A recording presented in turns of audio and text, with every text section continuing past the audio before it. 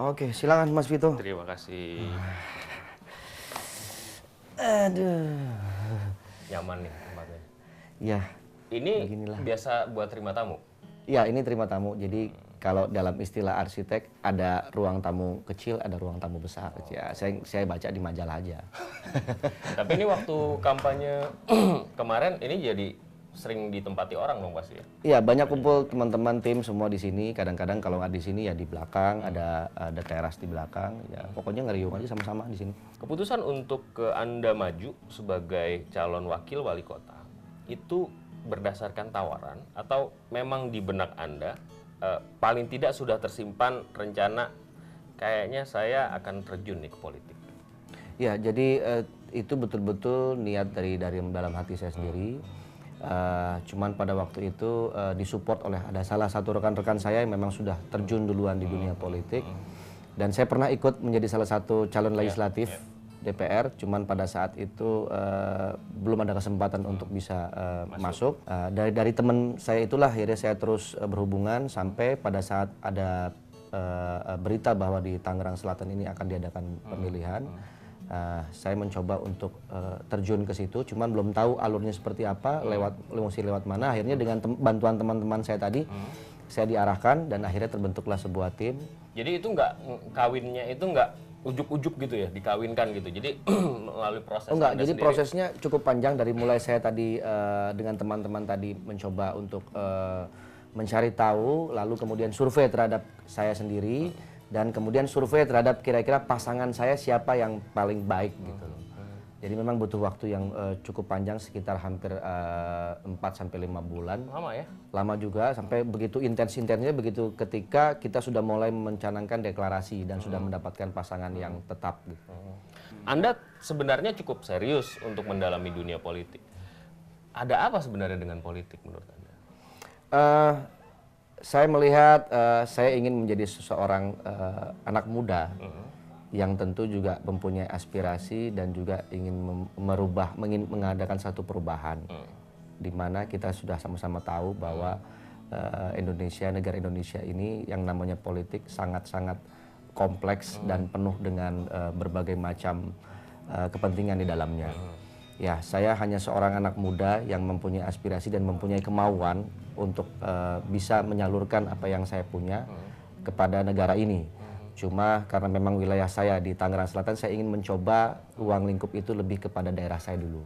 Jadi saya terjun ini bukan semata-mata hanya ingin mencari kekuasaan ataupun uang semata, karena saya bilang tadi, saya sudah punya semuanya. Ya, artinya kalau misalnya mau cari uang kan Anda sudah cukup kan ya. dari apa yang Anda lakukan Betul. sekarang. Gitu. Jadi lebih kepada apa yang saya punya, saya ingin berbagi kepada masyarakat. Saya ingin membuat satu gagasan atau saya ingin membuat sesuatu yang bisa akhirnya dinikmati oleh masyarakat.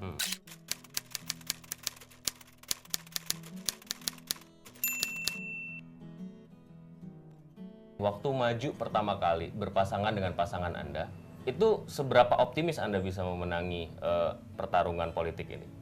Sangat optimis sekali, karena terus terang saja dari semua kandidat yang ada, sepertinya hanya terfokus kepada satu pasangan yang paling kuat. Jadi dengan kemunculan saya dengan pasangan saya, itu menjadi alternatif. Artinya masyarakat mempunyai satu pilihan baru, di mana pasangan ini belum pernah terkontaminasi dengan berbagai macam bentuk kepentingan di belakangnya.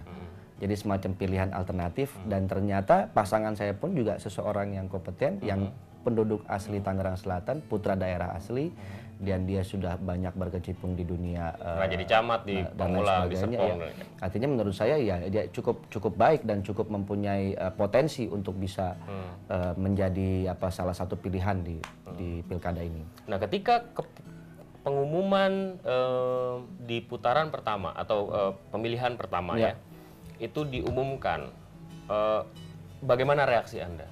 Saya sangat bangga. Kenapa saya bilang begitu? Karena terus terang saja dengan kapasitas yang kami punya, kami tidaklah berhamburan bergelimang harta banyak uang yang kata orang kalau menyalonin itu harus banyak uang gitu ya. Tapi ternyata pembuktiannya saya dengan pasangan saya tidak begitu banyak uang menyalonkan. Hanya saya ingin menyadarkan masyarakat bahwa Tangerang Selatan ini harus bisa mempunyai seorang pemimpin yang dipilih atas dasar demokrasi. Demokrasi seperti apa sih? Kan kita semua selalu bilang bahwa wah demokrasi. Artinya itu betul-betul harus ditegakkan jurdil dan luber. Ya. Dan itu dibuktikan oleh saya dengan pasangan saya, di mana dengan kapasitas yang saya punya, saya bisa mampu meraih suara yang demikian signifikan, yang akhirnya membuat peta politik di Tangerang Selatan ini semua orang berubah dan kaget. Orang tadinya hanya berpikir, oh ya pasti dia yang menang begitu ya. Ya, tapi ternyata faktanya seperti itu. Ini artinya satu bentuk terobosan dan perubahan baru di Tangerang Selatan, bahwa bukan semata-mata segala sesuatu dinilai dengan uang. Saya dengan pasangan saya betul-betul adalah mencalonkan ini benar-benar atas dasar partisipasi masyarakat, bukan mobilisasi, dan itu bisa dibuktikan. Ya, itu satu kebanggaan buat saya. Nah, ketika diumumkan itu kan perbedaan suaranya tipis ya? Tipis sekali. 5.000 ya? 1.000. 1.000 bahkan? 1.000. Nah, kalau misalnya, kalau kita baca di media, pasangan Anda mengatakan bahwa seharusnya kita yang menang berdasarkan hasil penghitungan. Walaupun juga sebenarnya pasangan yang lain juga mengatakan hal yang sama. Tapi Anda melihat apa di situ? Selain bahwa Anda dikejutkan dengan aspirasi masyarakat yang tidak bisa diukur seperti yang sebelumnya diduga. Gitu. Ya, tadi saya sudah katakan bahwa kami adalah didukung oleh partisipasi. Cuma ya itulah tadi, ternyata setelah terjun ke dalam dunia politik ini banyak sekali intrik ataupun strategi permainan-permainan yang betul-betul mengejutkan.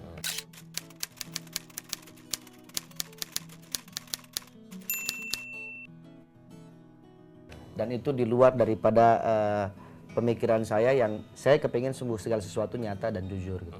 Ternyata banyak sekali permainan yang akhirnya bisa dikondisikan sebagai satu pemenangan dari pihak lain. Ada nggak hal yang menyebalkan kalau misalnya ketemu Andre, pasti dia harus ngelucu? Kita mau lihat-lihat rumahnya Andre nih. Boleh. Saya juga punya studio loh di atas. Ada di atas ya? Buat main-main gitar, ya adalah gitar. Masih ngarang lagu nggak? Kadang-kadang suka, tapi mungkin nggak kayak dulu lagi ya. Nah, kita kembali ke politik dulu deh. Waktu putaran pertama dianggap dianulir, katakanlah begitu ya. Kita masuk ke pemilihan kedua. Pemilihan kedua itu persiapannya gimana? Apakah Anda sudah lebih percaya diri, apa lebih confidence untuk maju dan menang gitu atau gimana? Yang pasti lebih termotivasi karena apa? Karena kita sudah membuktikan bahwa putaran pertama itu ada indikasi kecurangan. Dan itu yang diharapkan oleh Ini yang keberapa nih? Ini yang kedua. Ini yang kedua ya. Sini. Waduh, ini jagoan semua nih anaknya Andre, dua-duanya cowok ya. Lagi main apa? Aduh, ini yang kedua nih. Ini yang selalu dekat banget sama saya nih. Nah, terus jadi ada indikasi kecurangan dan itu sudah dibuktikan oleh Mahkamah Konstitusi ya. Jadi saya berterima kasih dan ini akhirnya makin memotivasi kami dan tim. Tentu di PSU yang kedua persiapannya lebih kepada kita konsolidasi ke tim karena tidak ada kampanye, tidak boleh ada lagi namanya pengerahan massa dan lain sebagainya. Jadi lebih kepada sifatnya minggu tenang. Nah, tapi di putaran kedua juga perbedaan suaranya tipis ya? Cukup jauh, yang kedua cukup jauh. Yang kedua cukup jauh, berapa? Sangat jauh, sekitar 43.000-an. Tapi ya angka golputnya jadi melonjak, jadi 44%. Justru tingkat partisipasinya melonjak. Waktu yang pertama 54%, yang kedua ini hampir mencapai 62%. Dan Anda legowo ya, nggak yang sakit hati, nggak kecewa apa segala macam? Saya sangat legowo Mas Vito, karena dari awal pun kami selalu siap dengan prinsip di mana kita siap menang dan siap kalah, dan itu harus kami buktikan.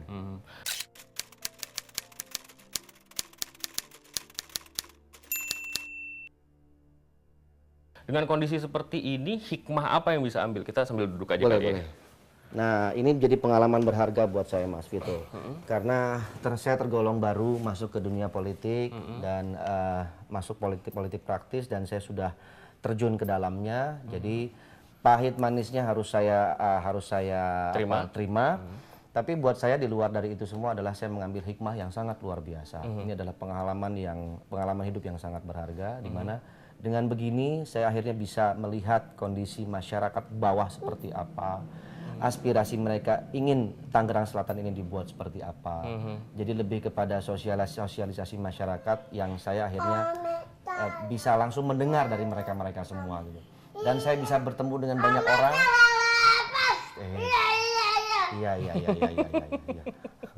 Saya bisa bertemu dengan masyarakat banyak, saya bisa kenal dengan orang-orang hebat di Tangerang Selatan, dan kemudian saya juga bisa akhirnya bisa satu sama lain mengetahui bahwa kondisi Tangerang Selatan ini seperti apa. Ada nggak Anda punya pengalaman di lapangan gitu ya? Karena kan begini, kami ini penonton Anda terbiasa menonton Anda saban malam. Anda tuh konyol, terus apa namanya kocak dan lain sebagainya gitu.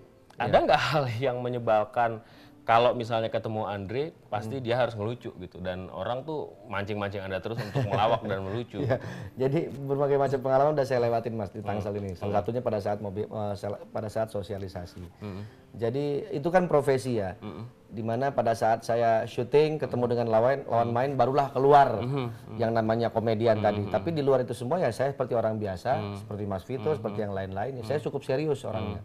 Makanya ketika saya sosialisasi, saya turun ke lapangan, masyarakat semua heran. Loh kok beda dengan yang di televisi gitu ya.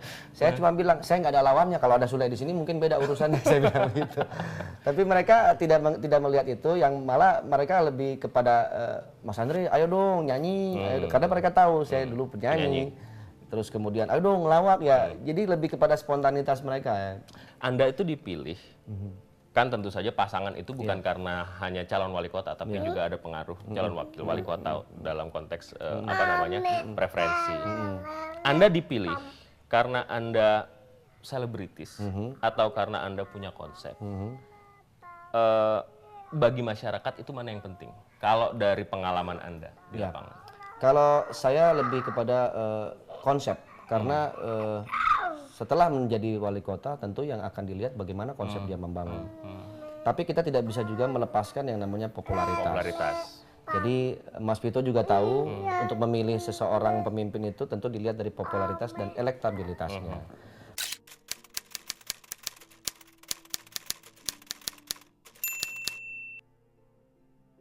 Popularitas mungkin alhamdulillah ini anugerah dari Allah, saya mungkin sudah mempunyai itu dan memang terbukti cukup besar persentase saya. Sementara kandidat lain harus mengeluarkan banyak modal untuk mengangkat popularitasnya. Jadi ini adalah sebenarnya keuntungan buat saya. Nah, elektabilitasnya ya yang perlu dinilai juga. Ternyata dari hasil survei dan fakta yang ada, elektabilitas saya pun cukup bagus. Artinya konsep yang saya buat dengan pasangan saya untuk Tangerang Selatan, visi misi yang ada pun bisa diterima dengan baik oleh masyarakat. Ya seperti itulah. Jadi mungkin popularitas dan elektabilitas sudah sangat baik diterima oleh masyarakat Tangerang Selatan. Berapa lama sih rangkaian itu mulai dari sosialisasi? Total setelah saya berpasangan dengan pasangan saya, lalu kemudian deklarasi dan akhirnya sampai pemilihan ini selesai, hampir 7 bulan ya. 7 bulan. 7 bulan. Itu melelahkan nggak buat Anda? Dan sesuatu yang apa bedanya sama bikin film, bikin album, bikin program TV, itu bedanya apa? Kalau film atau album kita lebih kepada cukup melelahkan juga, cuman kan itu hanya satu lokasi ya, jadi kita berbareng di situ, kemudian syuting gitu ya, hanya lelahnya pada saat di situ. Tapi kalau ini berbeda lagi, ini kita harus terjun langsung ke masyarakat, mengunjungi setiap pelosok-pelosok daerah yang ada di Tangerang Selatan ini, bertemu dengan masyarakat, meyakinkan masyarakat, jadi memang double-double gitu. Ya, satu terjun ke masyarakat, kedua meyakinkan masyarakat terhadap konsep yang kita punya. Jadi sangat memang lebih kerjanya lebih ekstra, lebih ekstra keras. Mental ini. Mental juga gitu ya, karena kita harus menghadapi banyak orang. Nah disitulah diuji seorang pemimpin, dia harus bisa berdiri di depan orang banyak dan juga memberikan konsep-konsep yang dia punya. Nah, Anda baru mengalami pengalaman sebagai politisi yang saya nggak tahu waktu jadi caleg apakah seserius ini gitu, semelelahkan ini. Tapi apakah ini menjadi akhir dari karir politik Anda, atau justru ini memotivasi Anda dan ini adalah tonggak awal Anda menjadi Andre Taulany yang politisi? Ya, buat saya kalah itu bukan berarti akhir dari segalanya. tidak menjadi seorang pemimpin atau tidak menjadi seorang wali kota maupun wakil wali kota pun itu juga tidak menjadi masalah. Kita bisa memberikan kontribusi, bisa memberikan apa yang kita punya kepada masyarakat, kan tidak harus menjadi seorang pemimpin. Banyak hal yang bisa kita lakukan terhadap daerah kita, terhadap Tangerang Selatan ini. Jadi buat saya untuk ke depan, saya akan tetap terus ikut membangun bersama-sama dengan teman-teman yang lain, gitu ya. Mungkin ya ada niatan saya untuk bergabung dengan semacam organisasi kepemudaan agar saya bisa lebih luas lagi cakupan silaturahminya, dan tentu dengan begitu apa aspirasi saya bisa lebih tersalurkan. Ini Stinky adalah masa lalu Anda nih ya. Apakah masih ada aktualisasi lagi di bidang musik yang akan Anda lakukan?